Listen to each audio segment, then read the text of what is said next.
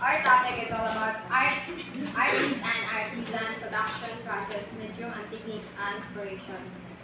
So, objectives. By the end of the chapter, students should be able to define an artist or artisan's medium and technique, and differentiate between the artist and artisan approach technique toward a particular medium, and define the role of manager, curators, buyers, collectors, and art dealers in the art world. So, first is the art versus artisan.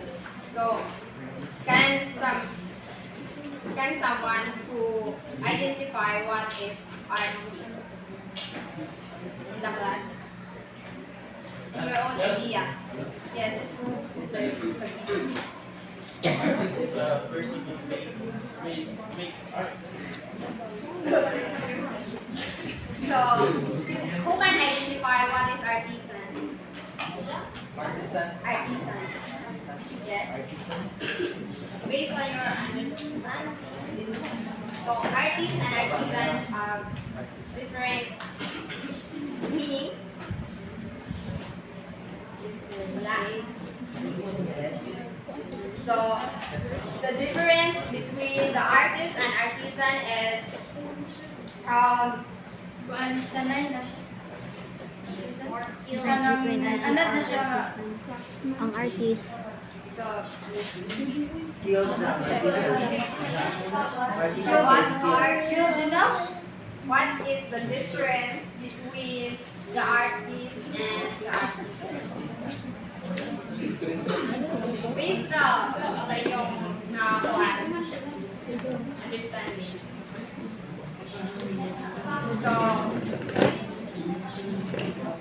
So the difference between the artist and the artisan is their approach and purpose. So please read everyone.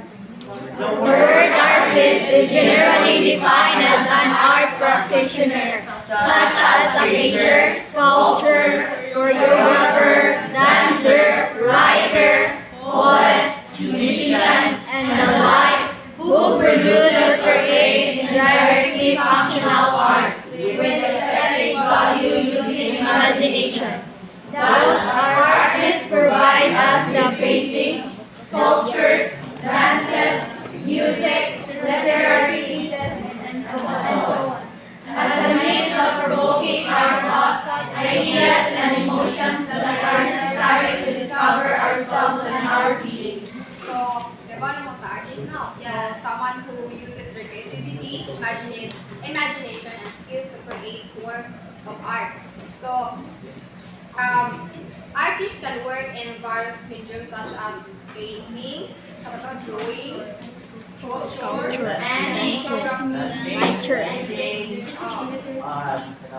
so, they express their artwork through emotions and perspectives, inspire challenges and societal norms on community message.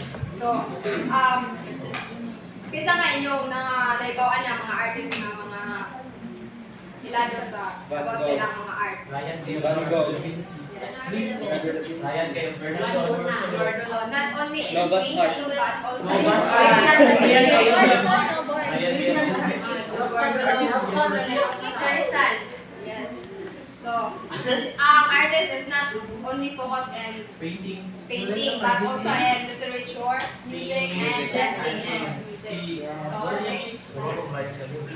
So we have here the painting, which is sculpture, and dancing.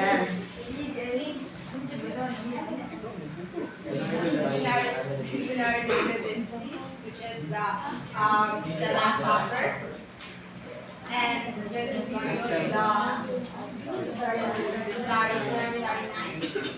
Night. So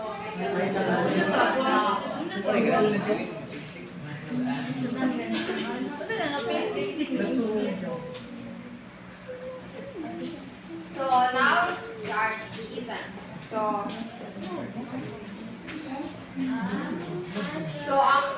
please pick everyone. Craftsman such as carpenter, barber, plumber,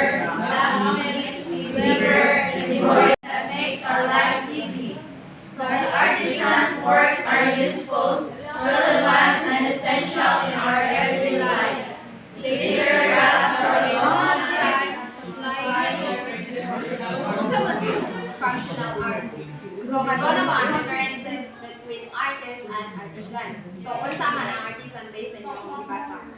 More on craftsman, traditional techniques, and tools. So, unsa ba mga handcrafts nga Bamboo kuwan sa craft. artisan?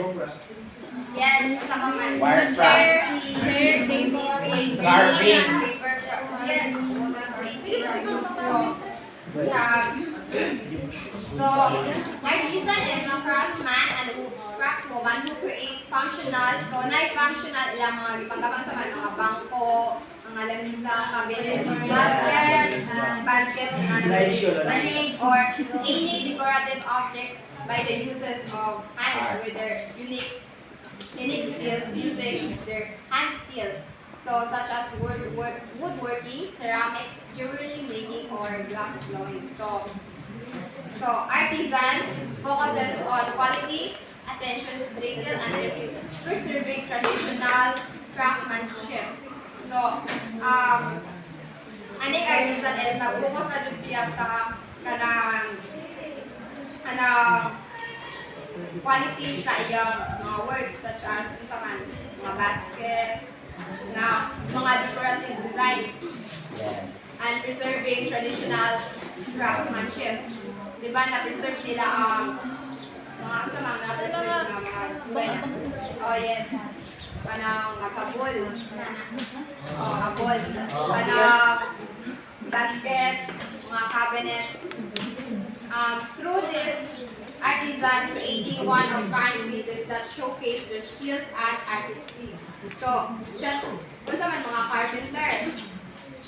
carpenter, plumber, blacksmith, weaver, and embroiderer, and like who does directly functional arts. So, artisan plays a crucial role in preserving cultural heritage and adding a personal touch to their action. So, I want to know the difference between the artist and artisan now. So, nasa ganito? Their approach and purpose. So, an artist is typically driven by self-expression and creativity, using their skills to convey emotions, ideas through various mediums. So, while the artisan is focused more on craftsmanship, nag-focus na dyan siya sa craftsmanship, uses by hand techniques, and critical aspect of their work, creating functional and practical objects with a high level of skills and precision. So that's the end of my Good morning, everyone. So let's proceed to the production process. So we have here the creative process. So Robert Fritz, based on his book, enumerated the steps in creative process and said that creating is a skill that can be learned and developed. Like any other skill, we learn by practice and hands-on experience. We can learn to create by creating. So, according to him nga kanang ang creative process is kanang nag-need siya skill nga atong kanang i-practice. Like sa dancing, di ba? Mag-practice man dyan before mo perform. Di ba? Kay practice can make you Better. Through your experiences and through sa imong mga experiences ka na magsige ka practice is maka-create na ka of art. Di ba? Then next is steps that we can follow to guide our action in creative process. So the first one, we have conceive the results we want to create. So what do you mean by this word conceive? Word like this.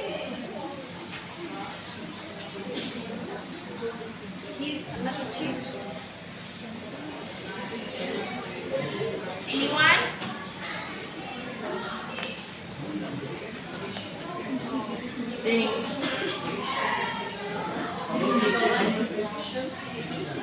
Conceive the result you want to create. Ha?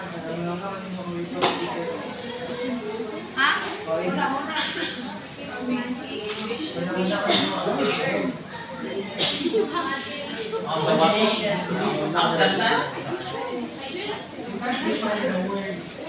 Okay, so this means that having a clear idea of what you want to achieve or produce. Whether it is creating a piece of art, writing a story, or of the outcome you desire. So the next is know what currently exists. So before starting any creative endeavor, it is helpful to understand what already exists in the field of area you're working with. So this involves researching works, understanding trends, and knowing the context in which you're operating. So this knowledge can inform and inspire your own creative process. So you need to research first before ka mag-create of art kay what if ka na nga art yung gikuan is existing na din na siya.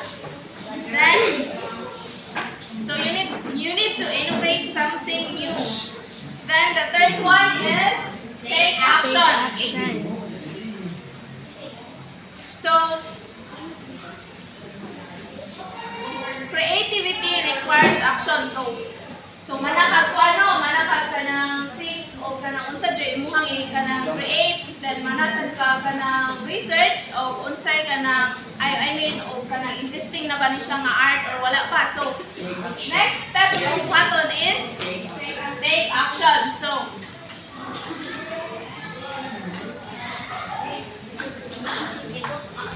okay, let's hear from Miss Nakaryo. She have an idea. Ay, sa ko, Heidi. Take action, it means ka nag-input to action na bitaw yung idea na na-create para maka-create na kag-art. Wow. Yes, thank you. So creativity, once you have an idea of what you want to create and understand the current landscape, you need to take steps to bring your vision to life. This might involve brainstorming, sketching, writing you closer to your goal. So the fourth one is Develop your Develop your creativity. creativity. okay, so develop your creativity. So this involves practicing creative thinking, exploring new ideas, taking risks, and pushing beyond your comfort zone. So kakuha na ka na, gama na ka sa imuhang. So your in new creation gives you fresh thoughts and knowledge of your own creative process. You will need to bring those outcomes into real life situations. So we have here the last one, learn the rhythms of the creative process.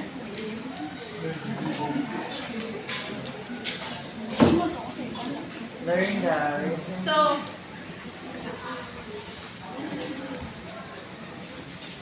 in this step, creativity is a skill. It often follows non-linear process with ups and downs, and it is important to understand and embrace the various stages of creativity. So what do you mean by non-linear process? Sa number 5, learn the rhythms of the creative process. So nakwada ni siya o nag-follow ni siya of non-linear process.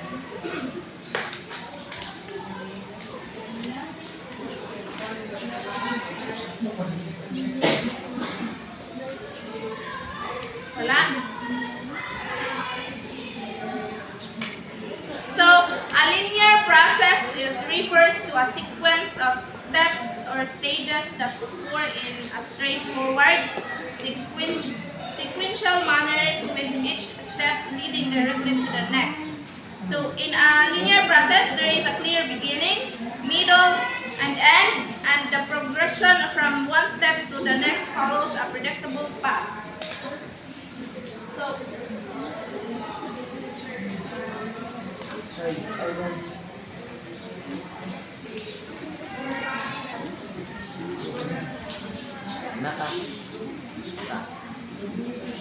Good morning once again. So I'm the next reporter. This is the continuation of the production process. So there are 3 stages in the creative process, which is first is germination, second assimilation, and third is completion. So what is germination? Please read. It is an initial moment when you conceive a new project in your life. It is a moment with a lot of energy coming out of the future in a ministry. It is a power time you will have to use wisely for providing the right steps to move forward. So germination is the initial moment when you conceive a new project in your life. This stage is characterized by with a burst of energy. So, ano nga stage kay kanang gawa sa bitaw ang kanang idea or kanang concept nga para makagawa ka art. So, there are do's and don'ts in this stage. So, what to do? Use this positive energy that arises here and direct it towards acting and taking the first step. So, what ka na dilikod mo buhaton, bilog into thinking that the positive burst of energy replaces the action. Next is assimilation. So assimilation is a crucial step in the creative process. During this phase, you will internalize and assimilate or incorporate the idea you want to create. Plan and analyze it and cultivate with all available resources. It is the most crucial. Assimilation is the most crucial stage in the creative process. The initial energy that you got in germination is over, and you are now at the stage of growth and development. So in assimilation, imong idea nga na gama ka nang germinate mo sa germination stage kay imo nang iplano kung usay buhaton nimo para ma-create nga art. So the do's in this stage is learn to be okay with the discomfort of not having all the answer. So kanang dahil sa imong buhaton sa kanang pag-create pa sa imong art sa naka sa assimilation stage kay imong dawaton kanang dili ka nang bitong art nga kanang question mo, matunay ka ng answer bitaw tanan. And next is persevere and commit to doing what is necessary to develop. And lastly, visualize and remind yourself of end result often when feeling disheartened. And kung sa'yo pwede rin buhaton is do not give up.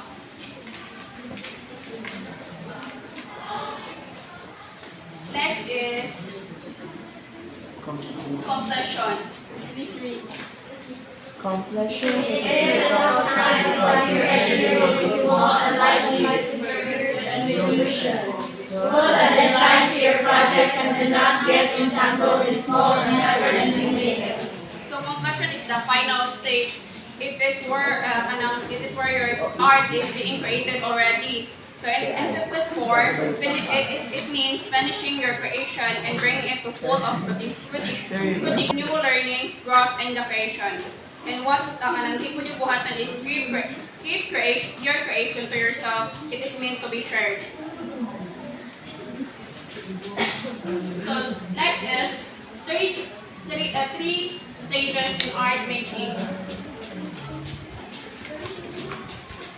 First is pre-production. So pre-production, this ends when the planning ends and the content start being produced. So pre-productions include three stages: inspiration, percolation, and preparation. So inspiration is the one of the most exciting moments in the process of creating art. The beautiful moment when inspiration strikes. Inspiration is a key factor when working creatively. It feeds to so many areas such as motivation, direction, and approach in subject matter. So why do you think inspiration is important in the creative process? Anyone?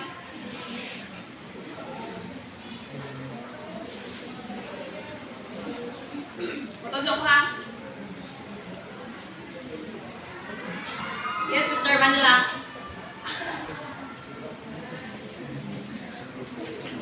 Stand up.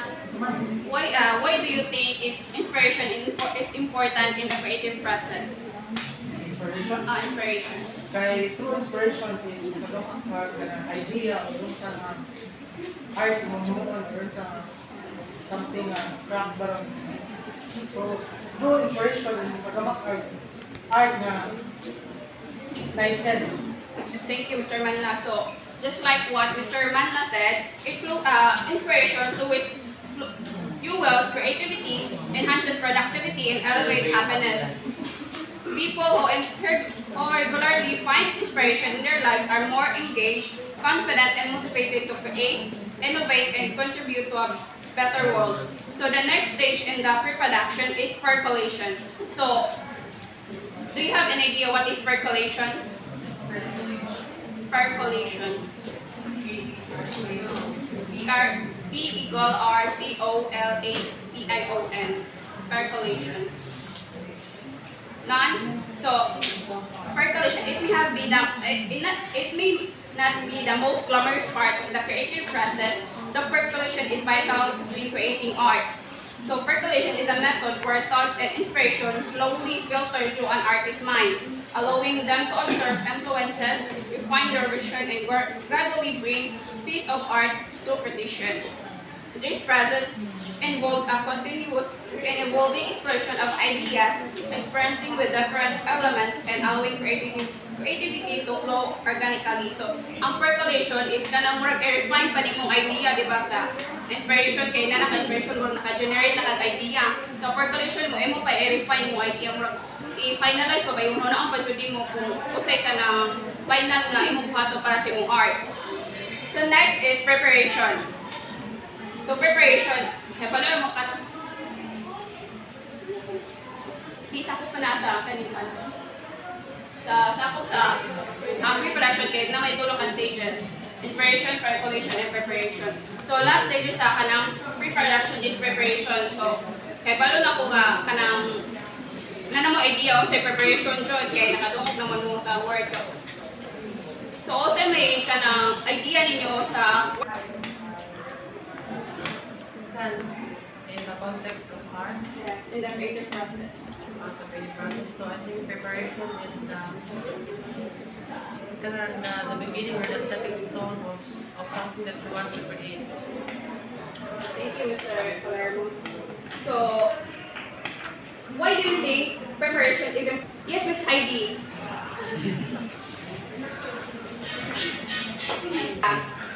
Lisa na. So why do you think preparation is important in the creating process? Creating process of what? Creating process of art. Creating art. Of course, so that you have a guidelines and you have plans when you're making your art. Hindi man pwede nga regular ko ka. So you have plans and guide. That's why you need to prepare. Okay. So, preparation is kanang na-include na siya sa pag-prepare mo sa gamit. Insay kung painting imong art nga napili. So, mag-prepare ka mga gamit para, usa may mga gamit nga i-prepare para sa painting. Brushes, pa.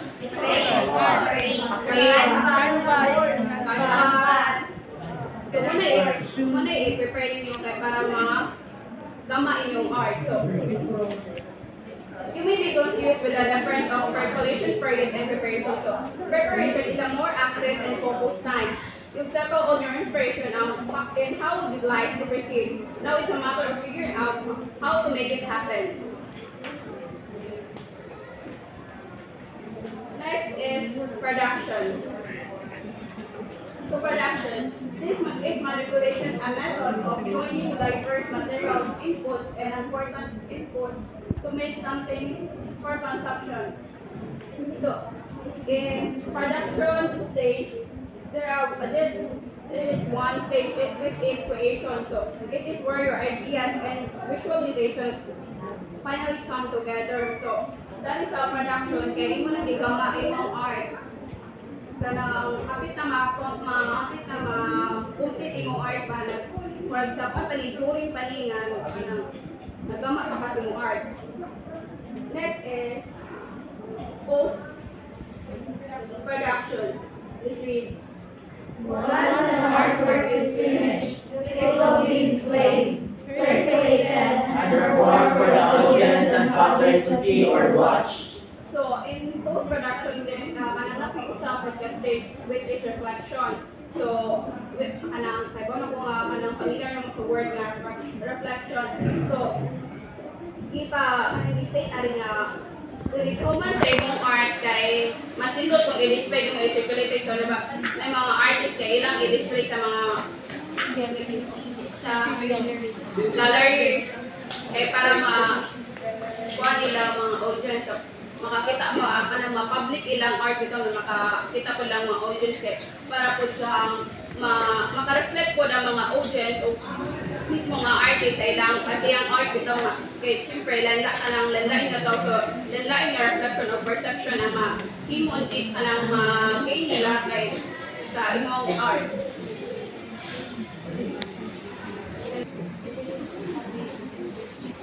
So now let's proceed to the medium and techniques na gamiton in making art. So, can you read everyone what is medium? Mediums are materials that are used by an artist to create a work of art. The plural of medium is media.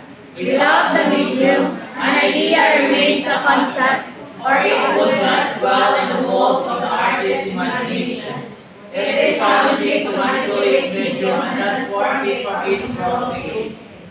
So medium is the mode of expression in which the concept, idea, or message of an artist is conveyed. So mga materials which are used by an artist to interpret his feelings or thoughts. So according to definition, who can give me some examples of medium of an art?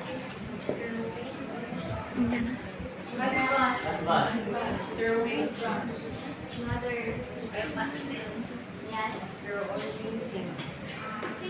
Okay, so mga some examples of medium nga gamiton sa art.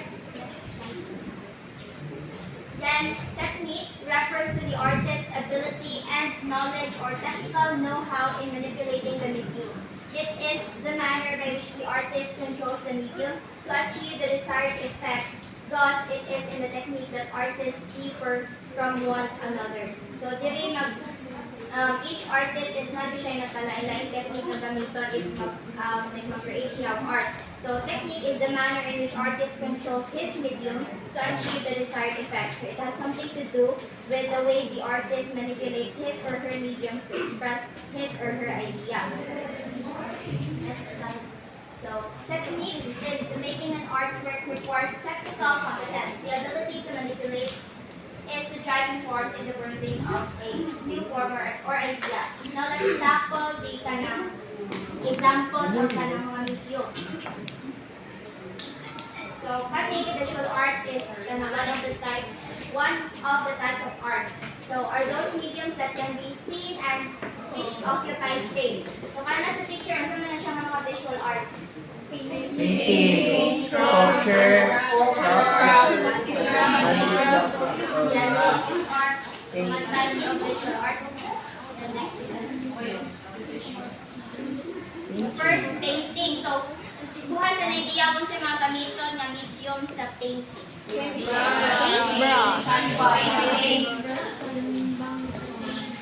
Ang budget, mismo niyang pang color painting.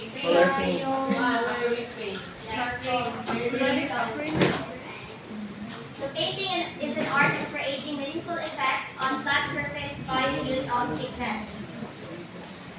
So a painter uses pigments on wood or canvas. So here are the materials or medium used in painting. The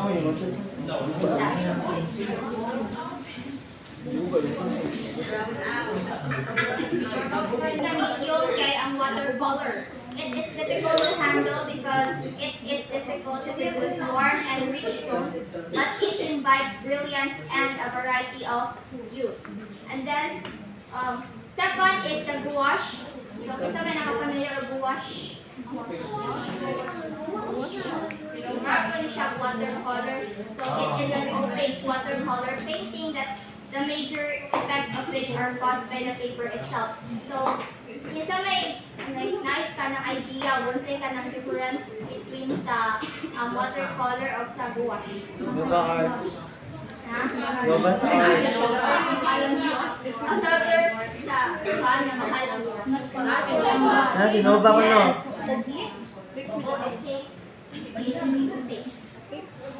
Yes, so, kanang Mas colorful. Mas mo color. quality. That's very good. So, gouache, so, from its definition nga it's an opaque watercolor. So kanang may kag opaque kay like kanang dili na siya makita. So ang finish niya is matte compare sa kanang watercolor nga if imo siya iguan sa paper bito is napa siya makita nga like ang wallpaper itself sa likod sa color. Whereas if gamit kag gouache is that the paper will not show through clearly as much. So due to the transparency of watercolor, the light is able to travel through the pigment and reflect off of the white paper, giving it a luminous quality that differs from gouache matte finish. So kung gamit ka gouache, ang kanang result and is matte finish na bito yung kanang work. And then next, we have fresco. So kaning fresco is dili na siya medium but kanang technique na ni siya. So in fresco, pigments are mixed with water and applied on a wet plaster. So ano nga technique is mugamit siya og mga water-based na pigments. Then next we have the tempera. So in tempera technique yan mo ni siya. So in tempera, pigments mixed with egg yolk or egg white. Then next is kaning siya medium, which is pastel. Familiar ka sa almani. So, pastel is a stick of dried paste made of pigment around with chalk and compounded with gum water. The next is encaustic. So, encaustic is used by Egyptians for painted portraits on mummy cases. It is done by painting with wax colors fixed with heat. So, when we say encaustic, it is a Greek word meaning to heat or burn in. So, ating nga technique is mugamit siya heat throughout the process. Then next, we have the oil. So, oil painting is one of the most expensive art activities of today because of the materials. Pigments are mixed with linseed oil and applied to canvas. Then the last medium in kanang that belongs to the painting is acrylic, which is the medium. First nga material or medium na gamiton sa drawing is pencil. So familiar na po taana, pencil is most common medium in drawing. Pencils are graded in different degrees of hardness. So naman divisional na palain-laing kabag-on sa variety of qualities depending on the tools and techniques used in application. So one example na gihatag diri is ang India ink, which comes in liquid form, favorite medium of comic strip illustrators and cartoonists. The next medium is bistre, which is a brown pigment extracted from the soot of wood. So, mo tag soot of wood, unsa man na siya? Uli? Yes, murag na siya kay according sa ako na search, in the context of wood daw, soot is often found on surfaces where wood has been burned. So, such as in a fireplace or wood burning stove. So, ato na siya makita sa kanang nasunog na part sa kahoy. And then next is crayons. So crayons pigments bound by wax and compressed into painted sticks. The next is charcoal. These are carbonaceous materials obtained by heating wood or organic substances in the absence of oxygen. So ano na rin is just a biscuit. Then next or the last medium is used in kanang drawing is silver point, which is a silver stylus that produces a thin grayish line. So that's all.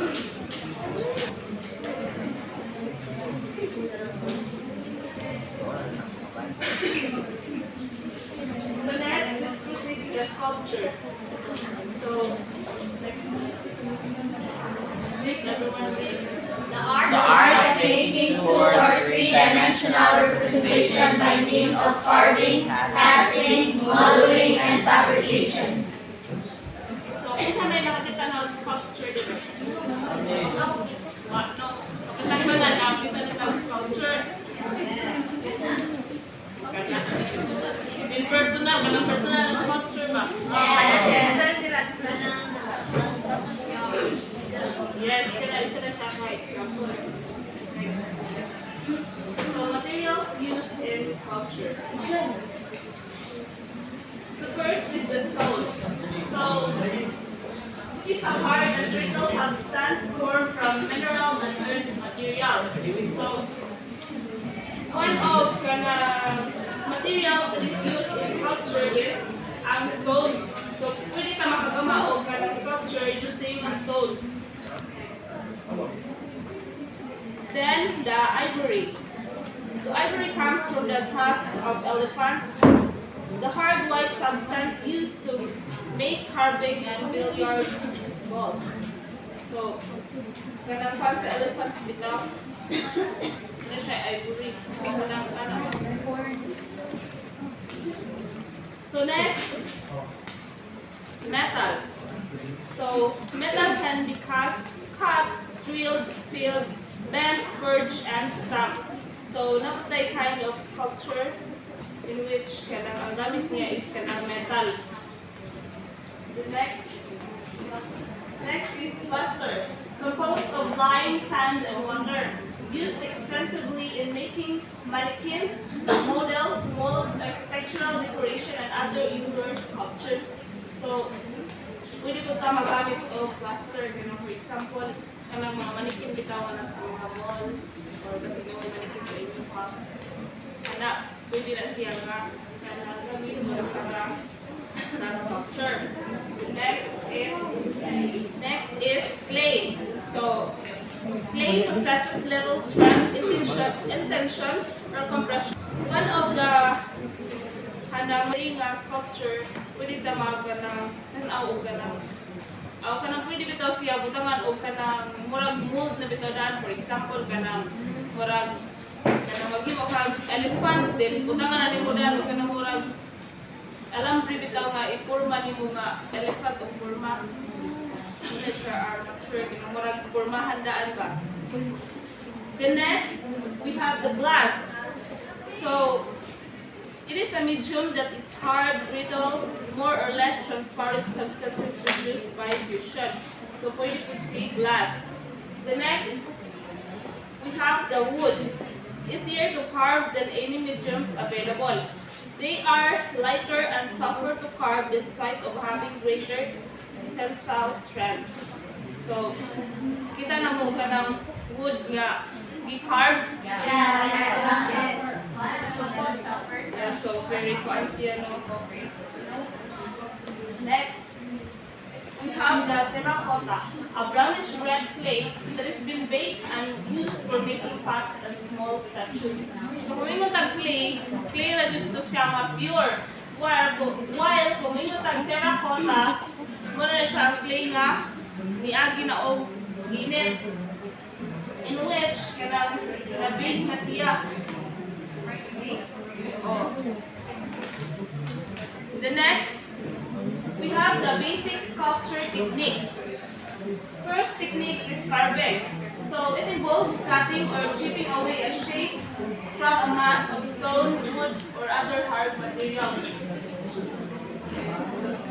So muna siya example ka na sa image. Muna siya example of carving. Isa ka sculpture technique. Next, please everyone read. Modeling, built using an armature and shape clay. So, next is currency modeling. Gamitan niya po siya of armature para ma-shape siya, para ma-create ang iyang Casting. Reproducing the form from a clay and wax model. So, kabantay mo anang kung bali nga murag mga sculpture nga kanang molten bitaw nga kanang inito na siya nga kung mahimo na siya liquid mo to siya i-pour sa kanang kanang molten cavity nga forma na to siya. Dili nagpapaugo nila nag-uga forma na siya nga kanang sculpture. Next. So next we have the assembling or fabrication. So putting together of different materials to create an assembled sculpture. So example talaga sa image. So assembling from the word itself na assembling. So assemble ka using mga different materials para makabuo ka o sculpture. The next. So let's proceed to the architecture. Please everyone read. The art of designing a building and supervising its construction. A shelter to serve as protection direction of all activities of man. So, architecture. So, kailang kang architecture, no? So, mga architecture, kana makita ninyo nga, kana kita mga buildings, kana yung mga design. Like, for example, ang bay, kay ganang natutuan. Ang atong na sa August. And a structure. So, next, let's proceed to the materials used in architecture. Next. So first is the metal materials. So ano mga example yung metal materials na magamit sa architectures? Bilya, brick. Ano siya yung mga metal materials? Lansang. The next, we have the organic materials. Ano naman yung mga organic materials? Kahoy.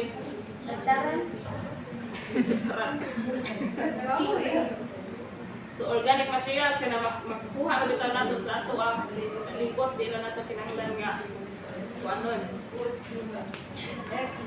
So next we have the hybrid materials. Ano man yung mga hybrid materials? Kana mga mix na bitaw.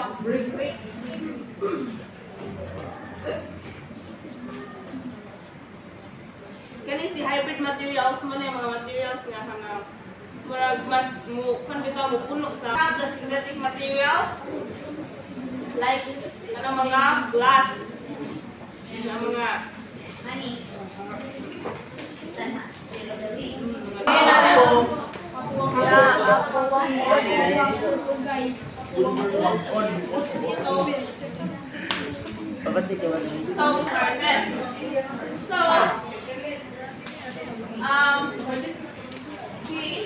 ang process ako work on is an artist where ang process niya sa iyahang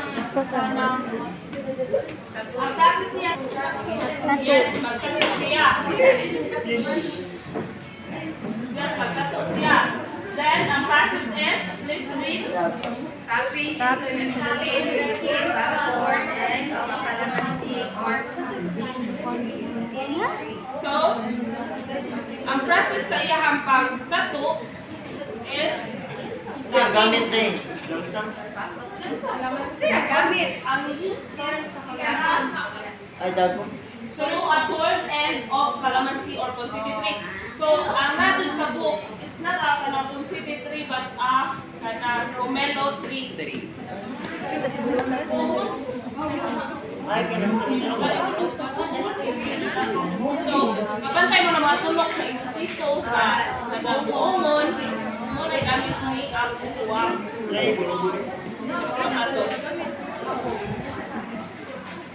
So, next is ang medium ni ang uwang sa iyahang. Kuan is, kaya is pagkatak. Tawag lang is atok. And technique po is hand tapping. Ito ka kanang dudukol. Then, next is persons involved. So, persons involved is one on front knees, waist talikas. Then, ang persons involved also are the tourists, the pilgrims, or trekkers.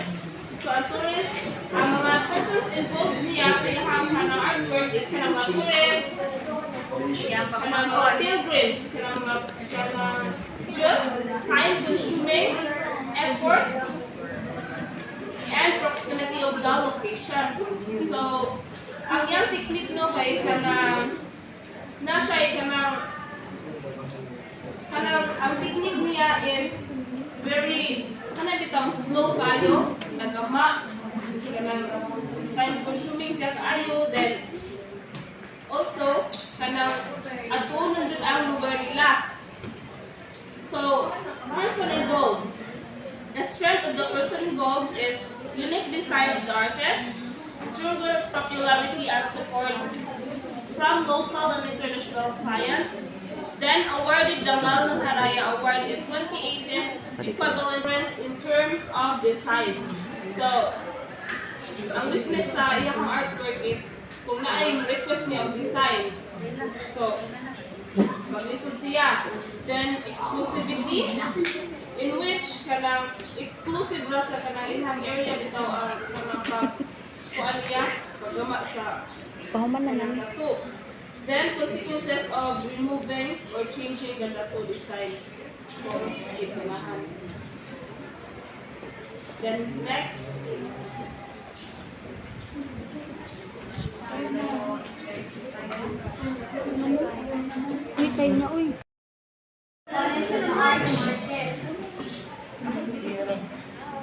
So the art market is a complex economic system driven by both supply and demand, as well as the perceived future value of artwork. Artists create arts for various reasons beyond just selling it, and buyers often lack clear understanding of the artwork's value. So there are two components of the art market. So we have the curator. A curator who is a manager or overseer and usually a curator or keeper of a cultural heritage institution such as in gallery, museum, library, or